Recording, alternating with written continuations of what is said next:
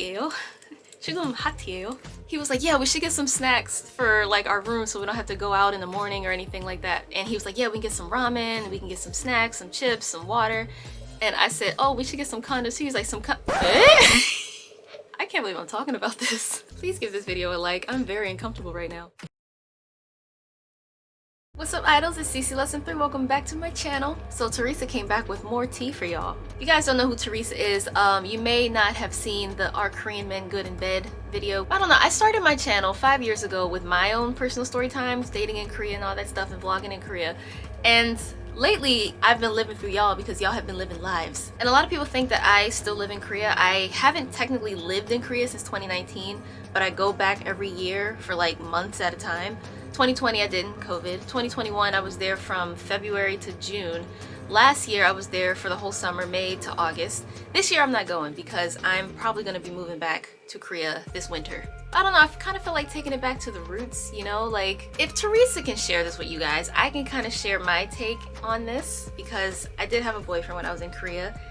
And intimate things did happen when I was in Korea. You know, people have been asking me this for years, but I've always said, mind your damn motherfucking business, bitch! But Teresa has inspired me, so if you guys stick around, after she has 2 stories that she wants to share with you guys, and then after that, I will give you guys my personal take on this. Also, I just want to say, Friday's video, do you see what y'all did? Y'all killed it. Look at this watch time. Look at this subscriber growth. Look at this engagement. Look at these views. All of y'all was in the comments for the algorithm, for the watch, for the engagement. For the watch. For the watch. For the watch. For the watch. For the watch.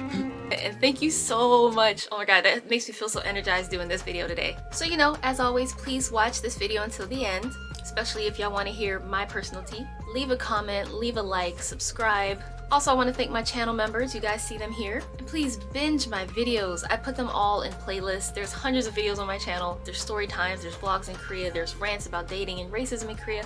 It's all covered. Please watch them. So question of the day, it's going to be relevant when I get to my section of story time telling. What is your sign, your zodiac sign? What are the 3 signs you get along best with?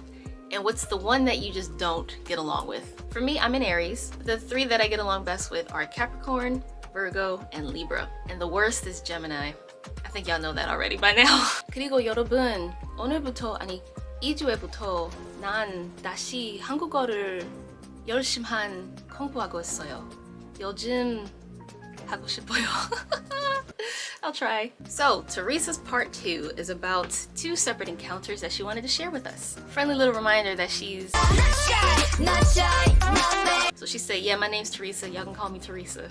She said the first story is about subverting expectations a bit. So, first things first, we got another Tinder hookup situation. Oh shit, here we go again. She said his profile was pretty straightforward about what he wanted and what he was looking for, and he also didn't speak a lot of English, which she kind of liked because she saw it as a good chance for her to practice her Korean. Profile mentioned that he was looking for fun. Fun, think about fun, you know what it is. Which she was really curious about because he looked so innocent, like he had that whole flower boy vibe going on, really pretty, skinny, and tall.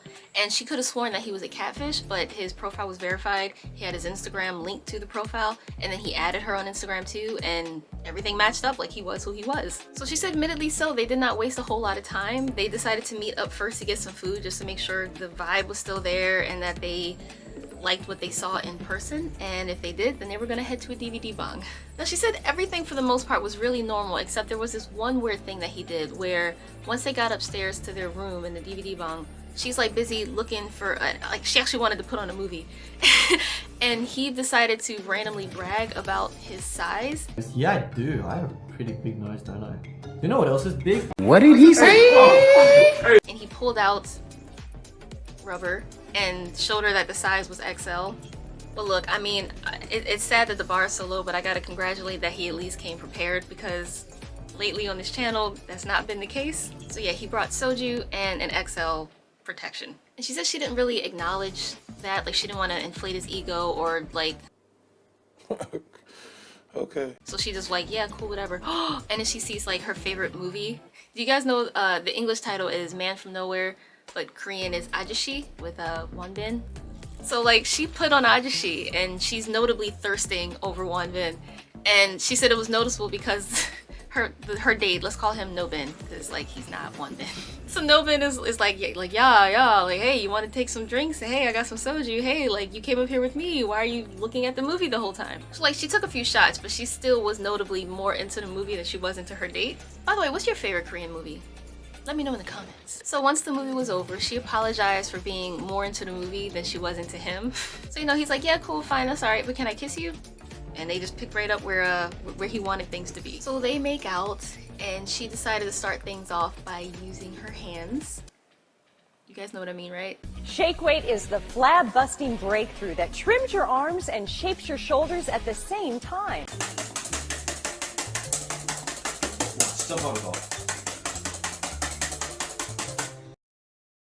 And she said he was already a rock. But she did say she kind of figured that because he was tall, that other body parts would correlate to matching a bigger physique. But then again, he was like this skinny, petite, tall flower boy, so she wasn't expecting that. But to make a long story short, get it? Long.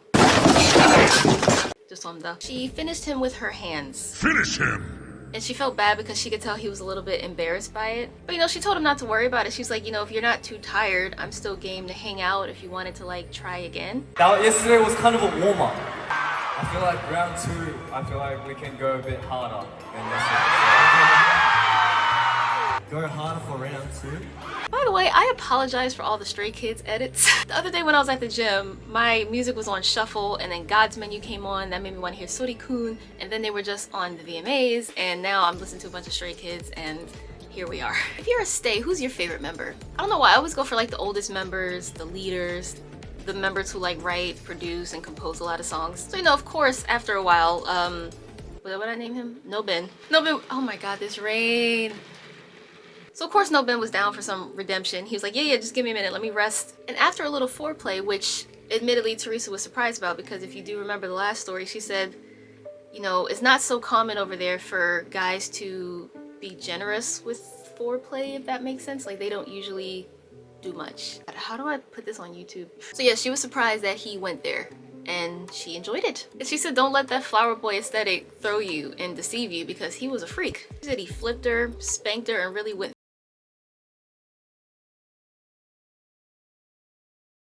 And then she said after they finished, he went back to like his innocent, naive flower boy persona. He was all like, oh, like shyly asking her if it was good or like where he can improve. And he was like trying to get advice from her on how to get better. So Teresa gives DVD Bang Dude an 8 out of 10. Not bad. Now this next story, I'm not gonna lie, the timeline of when it all happens kind of confuses me, so I'm gonna do my best to tell you this chronologically, numerically. So this next story was someone that she met at the gym. She said that they had known each other like since she started going to that gym. They were always really friendly with each other and jokey and casual, and she always saw it as like, oh, he's just a guy trying to practice his English, which I don't mind because, you know, a friend's a friend. They would warm up together, they would work out together, and then at the end of some gym sessions, they would walk to the train station together before they like part and go their separate ways. But one day, he asked her if she was single. And when they first met, he knew that she did have a boyfriend. We all covered that in the last video. And right around the time when he asked, like obviously he must have known somehow that she suddenly wasn't in a relationship anymore, because that's when he asked. She's like, yeah, I am single now. Homie saw a shot and he took it. So then he straight up asked her, would she be interested in an FWB arrangement? Now she laughed. They always had like this laughy, jokey, very relaxed, comfortable, loose, casual friendship. For him to suddenly be like, are you single? You want to be friends with benefits? She was like, what? And started to laugh. So he's like, 왜 농담 아니야? 진짜로. She explained that her situation was a little bit complicated, because this is where I get a little confused with the email. If you guys remember the last story time, it ended with her talking to a guy who was a friend of her friends who had recently been single because he found out his girlfriend was cheating on him. And she had a crush on this guy. Like he just started to come around her more often because they had similar friends, and she started to like him. So the way that story ended was they had a night of karaoke, and then they kind of explored, oh, I kind of like you too, and that went where that went. So this apparently is like right before that, right before the karaoke night. So like she said, there's a guy I like, and I'm kind of more focused on pursuing that. She said it's not really the best look to like a guy and pursue a guy but then sleep with another guy. But this did not stop his flirty and suggestive language with her. Like he was still always trying to shoot a shot. By the way, let's call the gym guy Young Ho, because, well, hoe. I say whoever threw that paper, your mom's a hoe. Now, Teresa admits that one day, Young Ho caught her slipping. She said it was a moment of weakness and she learned from it, but she got wind, for some reason, she was led to believe that the guy that she had a crush on got back with his cheating ex-girlfriend. And she was sad and lonely. So suddenly when Young Ho is doing his normal flirting banter with her, normally she's like, hey, yeah, not gonna happen. But this time she was like, sure, why not? So he was like, wait, what? Are you real? Seriously? So you're telling me there's a chance? So then he asked, like, what happened with your crush? She said, yeah, apparently he got back with his ex-girlfriend. And he's like, oh God, I'm so sorry to hear that. He wasn't sorry to hear that. Homie was ready to smash. And Hulk. Smash. So he comes over on a Friday night, they're buddy-buddy as usual. And she said it's weird because even though like they were meeting for this intimate reason, they were still very jokey and it was a very unserious situation. It wasn't at all romantic or intimate or passionate or anything like that. It was just like two friends smashing real quick. So Teresa took it upon herself to get closer to him and she like rubbed him and that got things going. Now, Young Ho is like a gym rat. He's a bit shorter, he's like stocky and thick, like he spends a lot of time bulking up muscle-wise. And she said when she rubbed him, she kind of thought to herself maybe he takes steroids because he was a little guy. Oh, little guy. She was a little disappointed when she felt that. Again though, like as they're doing this, they're still like laughing and joking with each other in the middle of it. She said it was the goofiest sex she'd ever had. Goofy sex? She literally said goofy sex. Honestly though, she said with them laughing, that was like best case scenario because she wasn't so into it at first, like it wasn't very good for her. But once he asked her to like get on top and she took over, things got great.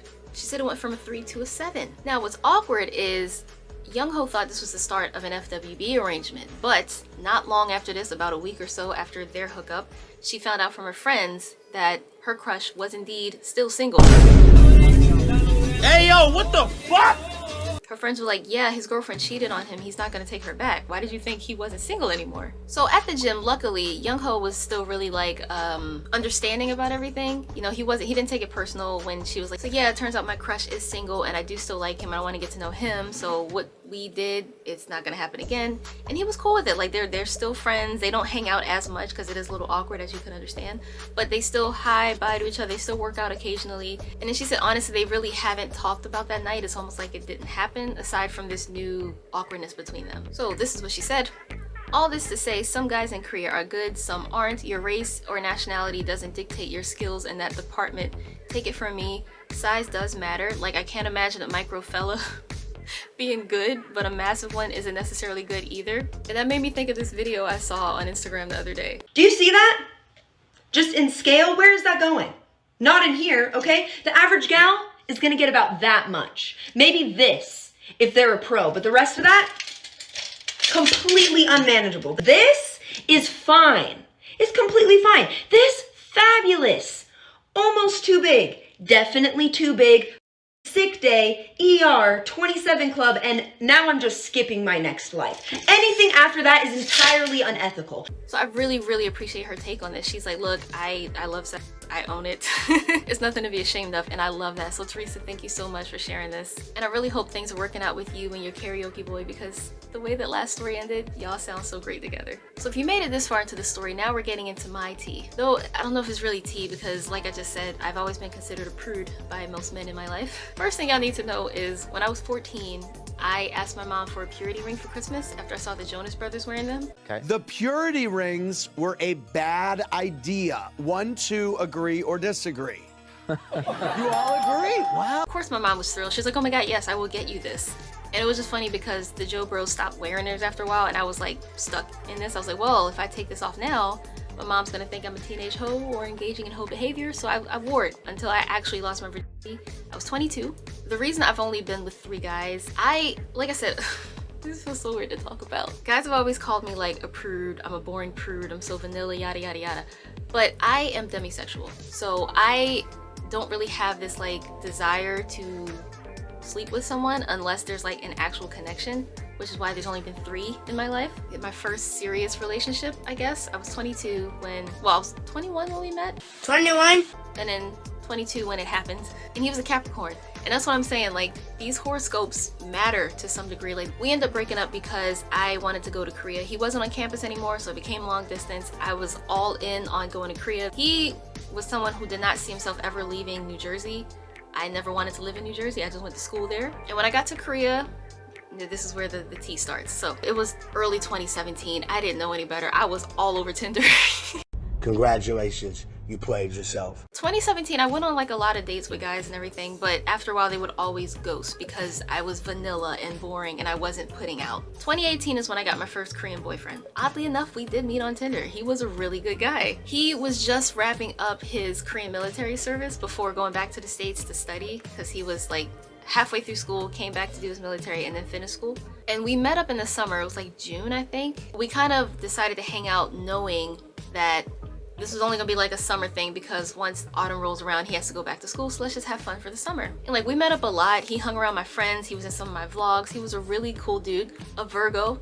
I just gotta put that out there, he's a Virgo. Perfect gentleman, incredibly sweet. And again, the reason we broke up ended up being a distance thing. He moved away to the States for school and I was still in Korea teaching. So things got spicy. Early August, we decided to go to Hong Kong together. I was excited because this was my first time going abroad with a boy, like at all. And we weren't like an official couple at that point, but he did keep asking me like, oh, Isis, when are you gonna be my girlfriend? Oh, you should be my girlfriend. But I kept saying like, dude, you're going back to the States. I'd hate long distance. I am so bad with long distance relationships.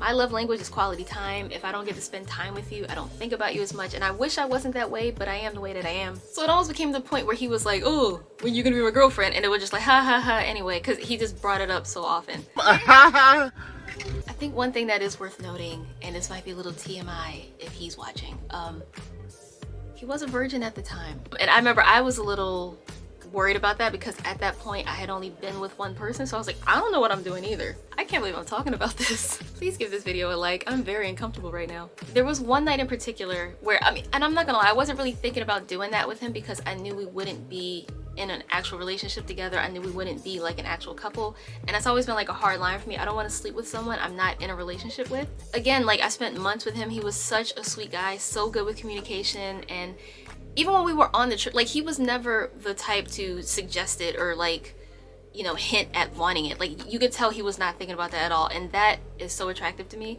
I like when I'm spending time with a guy and you know sex is the only thing on their mind. Like, they're enjoying the moments, they're enjoying your company, you know what I mean? So as soon as we got to Hong Kong, he was just itinerary. He's like, we gotta do this, we gotta make sure you're not hungry, I don't want you to be too hot, I don't want you to be bored, we're gonna have fun together. Like, he had it all planned out. But I remember it was one night in particular, we wanted to go to the beach in Hong Kong, and I vlogged this, you guys can check it out. We went to Repulse Bay Beach, and I'm not gonna lie, that beach was disgusting. disgusting한 냄새가 나요. Disgusting shit. We saw like dead fish floating in the water, dirty diapers, and we looked at each other and was like, nah. We were looking up other beaches nearby to go to, and we found if we walked maybe 20-30 minute walk, which wasn't bad, it was nice, windy by the beach, and we found a beach called Middle Bay Beach, and it was great. It was quiet. It was like the sunset was like watching an anime. Those sky colors were amazing. It was just us, like it was us and some old people laying on the beach. It was really quiet, no kids, it was perfect. But after that, we decided to get some food, and we walked back to Repulse Bay Beach because that's where all the food and stuff was and the touristy area was. And I remember there was this moment where we were ordering our food, and the waitress, she came over and she just looked at me, she's like, you are so beautiful. And I was like, oh, thank you. And then he looked me dead in my eyes, like, yeah, you really are. And I was just like, I get so weak in the knees, I can hardly speak. I got so weak. So I remember after we ate, we walked on the beach. It's at night. The only lights you can see is like from the condos in the distance, and you could hear the waves crashing. And I remember we were about to get on the shuttle to go back to our Airbnb. He was like, yeah, we should get some snacks for like our room so we don't have to go out in the morning or anything like that. And he was like, yeah, we can get some ramen, we can get some snacks, some chips, some water. And I said, oh, we should get some condoms. He was like, He was so not expecting me to say that. But he just looked at me, he's like, wait, what? Like, what are you talking about? I was like, yeah, we should, just in case, you know, who knows what's gonna happen. We went back to our Airbnb. He went to the store, got things that were requested, and wow, I'm really telling y'all, this is weird. So after, you know, we were at the beach, we showered separately, because it was one big bed in the Airbnb, and he was even like, oh, I can sleep on the couch. Like, he was such a gentleman. Like, I can't. I was like, no, it's fine. Like, this bed is huge. You can sleep over here. So then he offered to give me a back rub. And y'all see how that goes. Massages lead to other things. I think we all know that. He was really good at giving me a back rub, like, oh my days. oh my days. And I can't, this is so weird to talk about on YouTube with y'all right now. It's weird. I can't describe, like, this is the first night that we did something. I can't fully explain what I felt, but even just having his hands on me just made me feel aroused. Like, is that a word that's gonna get me demonetized on YouTube? Everything was like heightened or sensitive, or I was incredibly like turned on. I don't know how you describe it, but he was like, he would give me a back rub. Like, he was sitting on my butt and just like working up my back.